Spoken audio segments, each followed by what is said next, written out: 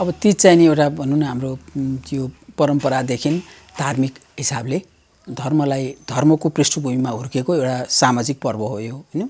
अब धार्मिक ग्रन्थहरूमा चाहिँ नि यसको उल्लेख आउँछ, तर जस्तो अहिलेको तीज भनेको शब्द प्रयोग नगरिकन त्यहाँ चाहिँ विभिन्न अरू शब्दहरू पार्वतीले लिएका व्रतहरूको प्रसङ्गहरू आउँछ। त्यस्तो वेद उपनिषद अन्यत्र पनि त्यस्तो खालको भएको हुनाले हामीले चाहिँ यो धर्मको पृष्ठभूमिमा हुर्केको तर सामाजिक मूल्य मान्यता अँगालेको त्यो हिसाबको पर्व हो हैन। यो चाहिँ नि कस्तो भयो नि व्रतको यो परम्परा पार्वती र शिवको कथासँग जोडिएको छ। पार्वतीले एउटा योग्य वर प्राप्त गरौँ शिव जस्तो, शिव चाहिँ नि एकदम नटराज पनि, त्यसपछि यो योग घरका प्रणेता योगीराज पनि हैन, त्यसपछि ध्यानहरू पनि धेरै गुणहरू भएको परोपकारी देवता, त्यस्ता व्यक्ति मैले श्रीमान पाऊँ भनेर पार्वतीले तपस्या गरेको प्रसङ्ग आउँछ। त्यो अब यो कुन युगको कुरा हो भन्ने कुरा आउँछ। हामी कहाँ सनातन धर्ममा 4वटा क्यालेन्डरको विश्वास गरिन्छ, सत्ययुग हैन, त्यसपछि त्रेतायुग, द्वापर युग अनि आएर कलियुग। अनि त्यो सबै समयको हिसाबले खानपान त्यो बेलामा कस्तो थियो, अहिले खानपान कस्तो छ, हरेक चिज त्यही अनुसारको हुँदैन। अनि अब अहिलेको अवस्थामा सबैजनाले त्यही अनुसारले बस्न पनि सक्दैनन् र जस्तो भनौँ अहिलेको चाहिँ कस्तो भयो भने अङ्ग्रेजी शब्द फास्टिङ भन्ने प्रयोग गर्न मलाई बढी रुचि लाग्छ, किनभने व्रत उपासना गर्दाखेरि अघिल्लो दिन खाने दर भनेको सबै सात्विक हुनुपर्छ। हामी कहाँ लेखिएको छ, त्यो चाहिँ ग्रन्थमा लेखिएको कुरो हो। सात्विक खाना खाएर मात्रै त्यसपछि व्रत बस्ने चलन हुन्छ भोलिपल्ट। अब अहिले त कस्तो भयो भने खाना मात्रै भयो, सात्विक भन्ने कुरो भएन कि खाना खाने क्रमको सबै खाना गरिसकेपछि अनि आज चाहिँ कस्तो भने व्रत उपवास व्रतको नियम होइन कि यो चाहिँ नि फास्टिङ मात्रै नखाने भनेर त्यो आइरहेको छ। र अर्को चाहिँ नि जस्तो पानी खाने कि नखाने भन्ने धार्मिक ग्रन्थहरूमा चाहिँ नि त्यसरी वर्णन गरिएका छन्। तर के भने सबभन्दा पहिलो कुरो आफ्नो शरीरको मेरो शरीर कस्तो छ भन्ने कुरो व्रत लिने मान्छेलाई थाहा हुनु पर्यो। कोही मान्छेलाई एक दिन नखाँदा केही पनि हुँदैन, स्वस्थ शरीर छ भने। फेरि महिलाहरूको शरीर कस्तो हुन्छ, विशेष अवस्थाको हुन्छ, कुनै बेला उनी गर्भिणी भएको अवस्था हुन्छ, उसको शरीरभित्र अर्को एउटा सानो बच्चा हुर्किरहेछ भने उसलाई के त पानी नखाइकन केही नखाइकन बस्नु चाहिँ त्यो के भयो त अपराध भयो हैन। उसले आफ्नो मात्रै होइन कि त्यो भित्र हुर्किरहेको बच्चाको लागि पनि त्यो चाहिँ नि एउटा पाप कर्म हो, जहाँ त्यस्तो व्यक्तिले लिनुहुन्न भनेर प्रदेश। तर जसले सक्छ, यदि सक्छ भनेदेखि वर्षको एकचोटि चाहिँ नि पानी नखाएर बसे हुन्छ भनेको छ। तर अहिले के भने डिहाइड्रेसन गर्ने कुरो उठिसकेपछि अहिले चाहिँ के भन्छन् भने यो पतिको आयुसँग जोडिएको चिज होइन। हामीले ठिक छ ईश्वरप्रति आस्था राख्ने, विश्वास राख्ने, तर के त समय अनुकूल भएर पानीहरू खान सकिन्छ। पानी खाँदैमा कसैको यसलाई आयुसँग चाहिँ जोड्नु भएन भन्ने एउटा मान्यता चाहिँ नि अहिले सुरु भइसकेको छ। त हरेक पर्वको एकदम प्रबल पक्ष 3टा हुन्छ। एउटा पहिलो पक्ष भनेको चाहिँ नि तीजसँग पनि जोडिन्छ, अरू पक्षसँग पनि एउटा ईश्वरप्रतिको कृतज्ञता। हामी हरेक पर्वमा ईश्वरप्रति कृतज्ञता ज्ञापन गर्छौँ। एउटा यस्तो रमाइलो संसारमा हामीले बस्न पायौँ, गर्न पायौँ, त्यस कारण यसप्रति हामी कृतज्ञता ज्ञापन गर्छौँ भनेर आफ्नो पर्वमा चढाउने तरिका फरक होला, खाने तरिका फरक होला, तर त्यसरी हामी के गर्छौँ त कृतज्ञता ज्ञापन गर्ने चलन छ। दोस्रो भनेको पारिवारिक मूल्य मान्यता भनिन्छ। पारिवारिक मूल्य मान्यता भनेको हाम्रो समाजमा असाध्यै परिवारको मूल्य छ। अब हरेक समाजमा त्यो हुन्छ, हामी कहाँ अझ बलिष्ठ हिसाबले छ। आफूभन्दा अग्रजहरूलाई सम्मान गर्ने, आफूभन्दा सानालाई माया गर्ने हैन।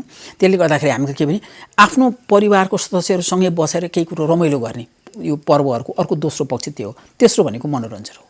अहिले आएर चाहिँ नि हामीले यो पर्वहरूमा अरू माथिका 2टा कुरा चाहिँ नि बिस्तारै लोप भएर गए। तेस्रो कुरो चाहिँ बढी हाफी भयो, मनोरञ्जन मात्रै, रमाइलो मात्रै गर्ने। रमाइलो पनि कसरी गर्ने भनेदेखि शास्त्र निर्देशिक हिसाबको होइन कि तीजका मौलिक गीतहरू गाएर होइन कि अरू नै खालका गीतहरू गाउने, पहिरन पनि अरू नै खालको लाउने, खानपान पनि के त अघिल्लो दिन खाने खानपान पनि खानपान मात्रै भयो, त्यो दर भएन। दर भनेको चाहिँ नि सात्विक हिसाबले जस्तो पकाएको चिज 3 घण्टाभन्दा लामो समयसम्म राखेर नखाने, लसुन प्याज माछा मासु रक्सी कुनै पनि चिज खानु हुँदैन सात्विक खानामा हैन। फलफुल अरू चिज मात्रै खाने हुन्छ। त्यसले गर्दा त्यो खाएको चाहिँ नि दर भयो। अब अरू चिज खाएको चाहिँ नि के भयो त रमाइलोको लागि अरू चिजहरू खाइरहेको भयो, कारण त्यो चाहिँ दर होइन। अहिले 1 महिनादेखि खाइरहेको चिज चाहिँ के भयो त महिलाहरू अहिले घर परिवारबाट निस्केर अफिस अड्डा अदालत स्कुल गइसके नि त। अब दर भनेको घर परिवारले माइतीले मात्रै खुवाउँदैन, नभए पहाडेहरूको चलन कस्तो भनेदेखि माइतीले खुवाउने हो दर भनेको, घरबाट छोरीबेटीलाई बोलाएर दर खुवाउने भने। अब मान्छे अहिले दर खान बरु माइती जाँदैन, अलिक के भयो त अफिसहरूले सबैले के गर्छन् अर्गनाइज गर्छन् दरहरूको कुरो सबै। अब विभिन्न अब हिजो पनि एउटा खबर आएको थियो, एउटा ब्याङ्कले उसको 800 जना स्टाफलाई दर खुवाए, महिला स्टाफहरूलाई भनेर, कसैले ए प्याकेजमा चन्द्रगिरी कतै लगिरहेछन्। त्यसकारण अहिले कस्तो भने यसको यो चिजलाई एउटा अर्कै रूप लियो यसले कि धर्मसँग मात्रै जोडिएन कि एउटा महिलाहरूलाई विशेष सम्मान दिने, उनीहरूलाई अलिकति हौसला दिने र उनीहरूलाई चाहिँ नि विशेष एउटा खानपानको लागि पनि एउटा रमाइलो जमघट गर्ने भनेर यो पर्वसँग धर्मसँग भन्दा पनि अहिले यसले सामाजिक परिप्रेक्ष्य चाहिँ अँगालेको देखिन्छ। सबै पर्व चाहिँ विज्ञानसँग जोड्न सकिन्छ हामीले। यसमा पनि के छ भनेदेखि विज्ञानले के भन्छ भने आफ्नो शरीर हेरेर हामी हरेक दिन 365 दिन हामीले खानु हुँदैन, यसलाई पनि आराम चाहिन्छ। हामी जस्तो राति सुत्छौँ होइन, अब 8-8 घण्टाको समय बाँड्ने भन्ने चलन छ, त्यो हिसाबले यसलाई पनि आराम चाहिने भएकोले सधैँ हामीले खानुहुन्न। निश्चित सके महिनाको एकचोटि कमसेकम केही नखाएर, तर केही नखाने भन्दा कस्तो बताएको छ भने सामूहिक खानेकुराहरू नखाने हो सधैँ हामीले खाइरहेको होइन। अब जस्तो फलफुल मात्रै खाने कुनै दिन पानी मात्रै खाने, कुनै दिन लिक्विड चिज, कसको शरीर हेरेर हुन्छ, कसैले दुध मात्रै, कसैलाई दुध अपाच्य हुन्छ। त्यस कारण त्यो चिज चाहिँ नि गर्नु विज्ञानले के भनेको छ भने आफ्नो शरीर पहिला आफूले बुझ्नु पर्यो। मेरो शरीर कस्तो प्रकारले बनेको छ, मेरो शरीरलाई कुन कुरो चाहिँ नि मैले पचाउन सक्छु, कुन कुरो पचाउनु सक्छु, त्यो अरूलाई थाहा हुँदैन, त्यो कुरो आफूलाई थाहा हुनु पर्यो। र त्यही अनुसारको हरेक महिना कमसेकम 1 दिन बस्ने, हरेक महिना सकिएन भने वर्षको यस्तै 1-2 दिन पनि बस्छ। खान विज्ञान सम्मत छ। तर कति कुरो के भइदियो भनेदेखि त्यो बेला 5000 वर्ष अगाडि लेखिया कुराहरू त्यो बेलाको समाजलाई हेरेर लेखिया हुन्छ नि। त्यो बेलाको त स्वच्छ वातावरण, स्वच्छ खानपान, सबै अर्ग्यानिक हिसाब थियो। अहिले हामी सबै केमिकल हालेर चिज खान्छौँ। त्यस कारण हाम्रो शरीर कस्तो छ, के छ भन्ने कुरो हामीले बुझ्नु पर्यो। अहिले हामी चाहिँ पानी नखाइकन बस्न नसक्ने अवस्था आउँछन्। पहिलाको उनीहरूको खेतीबारीमा फिजिकल एक्सर्साइज बढी हुन्थ्यो। त्यसले गर्दा त्यो दुईटा कुरा चाहिँ हामीले बुझ्नुपर्छ, पहिलाको अवस्था, त्यो बेलामा समाज कस्तो थियो र अहिलेको अवस्था। त्यस कारण पहिला जे अक्षरस्य पालन गरेको थियो आज चाहिँ नि गर्नुपर्छ भन्ने छैन, गर्न सकिँदैन। पहिलो कुरो के भने सबैले के बुझ्नुपर्छ भने सबैले त्यो हरेक नागरिकको कर्तव्य पनि हो।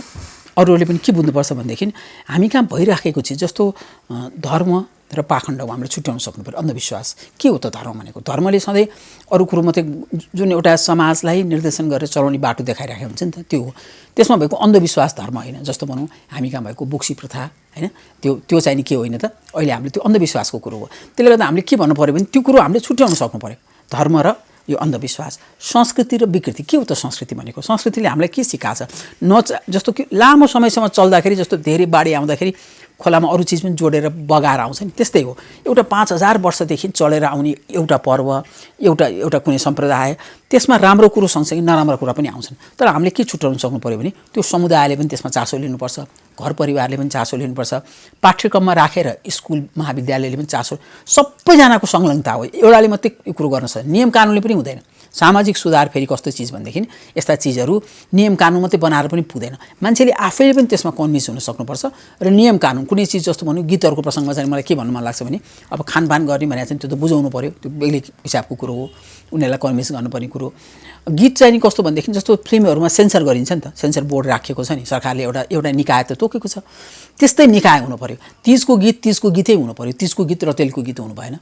हामी त दसैँमा त मालश्री गाएर हिँड्छौँ, हाम्रो दसैँमा गाउने गीत बेग्लै छ होइन, रतेलीमा गाउने गीत बेग्लै छ। अब बिहान पूजा गर्दाखेरि गाउने हरेक चिजको आफ्नो के छ त महिमा छ नि त। त्यस कारण त्यो चिज के हो भन्ने दायरा हुनु पर्यो। बाहिर सार्वजनिक रूपमा आएपछि तपाईँको इच्छाभित्र, तपाईँको कोठाभित्र तपाईँले जे पनि गाउन सक्नुहुन्छ, जे पनि लाउनुहुन्छ, तर समाजको बाहिर आउने बित्तिकै त्यो समाजको लागि भएको हो। त्यसले गर्दा त्यो गलत छ भनेदेखि त्यसलाई के गर्नु पर्यो त, सम्बन्धित निकायले त्यसलाई दण्ड दिनु पर्यो। यो यस्तो गीत ल्याउन पाइँदैन बाहिर, जुन गीतले समाजमा एउटा साम्प्रदायिक दङ्गा फैलाउँछ अथवा यसले चाहिँ नि एउटा विकृति ल्याउँछ हाम्रो पहिरनको हिसाबले, उसको हिसाबले, अथवा यो चाहिँ नि यसमा प्रयोग गरेका शब्दहरू दोहोरो मापदण्डका, दोहोरो अर्थ लाग्ने शब्दहरू छन्, यो राम्रो होइन, त्यसको त मौलिकता यो हो है भनेर सेन्सर बोर्डले, अरू मान्छेले गर्न नसके पनि सरकारले त्यो निकाय त छ त। किन हामीले त सिनेमाहरूको कुरो त हामीलाई थाहा छ नि, सिनेमा चाहिँ नि सेन्सर गरेर पास गर्न मिल्ने, अरू चिज चाहिँ नमिल्ने भन्ने कुरो त हुँदैन। त्यस कारण त्यो बोर्ड गठन गर्नुपर्छ। तिनीहरूबाट गरेपछि स्वतः उनीहरू केमा आउँछन् त, बाटो बिराउन लाएर छ भने पनि एउटा ट्र्याकमा आउँछन्। र आज नराम्रो काम गरिरहेछ भने भोलिको अर्को पुस्ताले के गर्छ त, मैले त गीत चल्छ आज भनेर जे पाएँ त्यो गीत गाएर त भएन, त्यसको गीत भनेर मैले त्यसको शब्दहरू राखेर त्यसको प्रसङ्गमा मैले यस्तो गीत गाउनु नहुने रहेछ, मेरो गीत त के हुन्छ भोलि, यसले मैले यसबाट दण्ड पाउँछु भनेपछि ऊ के हुन्छ, सतर्क हुन्छ। कतिचोटि मान्छेलाई त थाहा हुँदैन नि, सबै मान्छेलाई सबै कुरो थाहा हुँदैन। त्यस कारण त्यसलाई कन्ट्रोल गर्ने निकाय, नीति निर्माण गर्ने ठाउँबाट, सरकारबाट त्यो कुरा हुनुपर्छ। अब धेरै जस्तो तीज र पञ्चमीलाई सँगसँगै जोडेर व्याख्या गरिन्छ, तर वास्तवमा दुईटा व्रत फरक पर्छ हो। लहरे जस्तो तृतीया, चतुर्थी, पञ्चमी हाम्रो जुन क्यालेन्डर छ, हामी कहाँ 15-15 दिनको क्यालेन्डर, त्यो अनुसारको पञ्चमी तिथिमा पर्ने पञ्चमी भयो। तर तीजको व्रत लिने र पञ्चमीको व्रत एउटै मान्छेले बस्नुपर्छ भन्ने पनि छैन। कतिजनाले तीजको व्रत लिएर पञ्चमीको व्रत नबस्न पनि सक्छन्। पञ्चमीको व्रत चाहिँ नि हामी कहाँ हाम्रो समाजमा रजस्वलासँग जोडियो। एउटा महिला आमा हुन योग्य हुनको लागि उसले अपनाउनु पर्ने जुन स्टेपहरू छ त्यो कुन बेलाको हो त भनेर उसलाई सिकाउने क्रममा चाहिँ नि यो व्रत गर्यो। यसमा सप्तऋषिहरूलाई पूजा गरिन्छ। जस्तो पुरुषहरूले जनी पूर्णिमामा गर्छन् सातवटा ऋषिलाई, यिनीहरू भनेको हाम्रा पितृ हुन् है, हाम्रा कुल हुन्, यिनीहरूबाट हाम्रो वंश चलेको छ भनेर महिलाहरूले चाहिँ नि अहिले ऋषि पञ्चमीमा गर्छन्। त्यस कारण यसको यो सबभन्दा राम्रो पक्ष भनेको चाहिँ नि ऋषिहरूलाई सम्झिने, एउटा ठुल्ठुला विद्वानहरूलाई सम्झिदिनु। र अर्को चाहिँ नि के भनेदेखि यो दिनमा चाहिँ हामी कसरी सफा हुन सकिन्छ त्यसमा सबै सिकाएको छ। दाँत मान्दा 365 दिन भनेको छ, नुहाउने, कपालमा माटो। त्यो के भनेको भने 365 दिन भन्ने बित्तिकै हामीलाई के एक वर्षभरि भनेको थियो। त्यो एक दिन त उसले साङ्केतिक हिसाबको हो। हामीले हरेक दिन नुहाउनुपर्छ, हरेक दिन दाँत मान्नुपर्छ।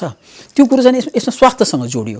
अनि कतिजनाले अहिले पछि आएर जस्तो धर्म पापको कुरो आयो होइन, मान्छेलाई सुरुको अवस्थामा चाहिँ नि जस्तो विज्ञानले जसरी व्याख्या गर्छ धर्मले त्यसरी व्याख्या गर्दैन। धर्ममा धर्म र पाप भनी शब्द प्रयोग गरेको हुन्छ, त्यसले गर्दा यसमा पाप भयो। अब अहिले चाहिँ के भन्छौँ हामी भनेदेखि ऋषि पञ्चमी भनेको महिलाहरूले कतै छुँदै गर्दैमा त्यो पाप हुने होइन। तर के भने उनीहरूलाई एउटा सुरक्षित बस्न, उनीहरूलाई नै संरक्षित गर्न र उनीहरूले नै एउटा कुन तरिकाले म चाहिँ नि यो ऊ बस्न सक्छु भन्ने हिसाबले सिकाउनको लागि, सुरक्षित बस्न सक्छु भनेर सिकाउनको लागि गरिने एउटा पर्व हो। यसको चाहिँ अहिले नकारात्मक हिसाबले बढी व्याख्या टिप्पणी गरिन्छ, त्यो होइन। यसका नराम्रो पक्षका कुराहरू जस्तो छन्, छाउपाडीका कुराहरू, त्योहरू चाहिँ हामीले त्यसको विरोध गर्नुपर्छ।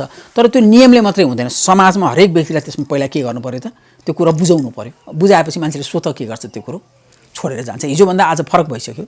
मेरो हजुरआमाको पालोभन्दा, मेरो आमाको पालोभन्दा, मेरो पालो र मेरो नातिनीको पालोसम्म मैले अब मेरो नातिनीसम्म 5 जेनेरेसन देखेँ, सबैमा फरक त भइसक्यो होइन, फरक त भइसकेको छ। अब हुँदै जान्छ। तर के भने विभिन्न तरिकाले कदमहरू पनि चाल्नुपर्ने हुन्छ यसको लागि। अनि जोडेर सँगसँगै व्रत बस्दा चाहिँ नि एउटै कन्टिन्यू पनि गर्छन्, तर एउटै व्रत होइन, त्यो दुईवटा फरक फरक हो। तीज भनेको चाहिँ नि शिवलाई पूजा गर्ने व्रत हो, शिवलाई आराधना गरे शिवलाई पूजा गर्ने। ऋषि पञ्चमी भनेको अरुन्धती सहित सप्त ऋषिलाई पूजा गर्ने पर्व। कोही केटीहरूले तीजको व्रत नबसेर जस्तो पहिलोचोटि रजस्वला भएपछि पञ्चमीको व्रत बस्ने चलन छ। यो नेपालको पहाडिया भेगको पर्व हो, यो उनीहरूले बढी मनाउँछन्। अनि त्यो क्रममा चाहिँ नि उनीहरूले तीजको व्रत नलिए पनि उनीहरूले तीजको व्रत लिनुपर्छ भन्ने छैन। तर उनीहरू पञ्चमी के गर्छन् त, रजस्वला भइसकेपछि यसको कसरी कथा जोडिएको छ भने रजस्वला भइसकेपछि जताततै जुन छोइन्छ बोट बिरुवा कोही मान्छे भने त्यसलाई पापसँग जोडियो र त्यो पाप मोचन गर्न बनाइएको पर्व हो ऋषि भन्छ। त्यसको हिसाबले त्यसको पक्ष। त्यस कारण अहिले हामीले विरोध गरिरहेको यो पाप होइन है, पाप होइन। एउटा महिला आमा बन्नु भनेको त त्यो बेलाको शरीरमा भएको परिवर्तन भनेको त झन् सबभन्दा पुण्यको काम हो भनेर अहिले हामीले त्यसको डेफिनेसन त्यो तरिकाले डिफाइन गर्दैछौँ। अनि आजको अहिलेको परिप्रेक्ष्यमा चाहिँ सबभन्दा ठुलो कुरो सुरक्षा हो। आजको दिनमा चाहिँ अहिले कोभिड भइराख्यो हुनाले हाम्रो संस्कारलाई, संस्कृतिलाई पनि हामीले जोगाउँ, आफू पनि जोग्यौँ। आफू जोग्यो पनि त्यो कुरो के हुन्छ त जोगिन्छ। त्यस कारण तीज भनेको एउटा हर्ष उमङ्गको पर्व हो, रमाइलो गर्ने पर्व हो, मन रमाइलो गर्ने पर्व हो। रमाउँ, तर के भने अरू बेला जस्तो सार्वजनिक स्थलहरूमा धेरै नगइकन त्यसको दायरा हामीले अहिले चाहिँ के भने अलिकति साँगुरो पार्नुपर्छ। अहिले हामी बच्यौँ भने अर्को वर्ष यस्तो चाडपर्व सधैँ आउँछन्। अहिले हामी सुरक्षित हुन सकेनौँ भने हामीले अर्को वर्ष मनाउन पाउँदैन। त्यस कारण त्यो कुरो चाहिँ हामीले सबैजनाले बुझ्नुपर्छ। त्यस कारण आफ्नो संस्कृति जोगिने, आफू पनि जोगिने, संस्कार संस्कृति पनि जोगाउने।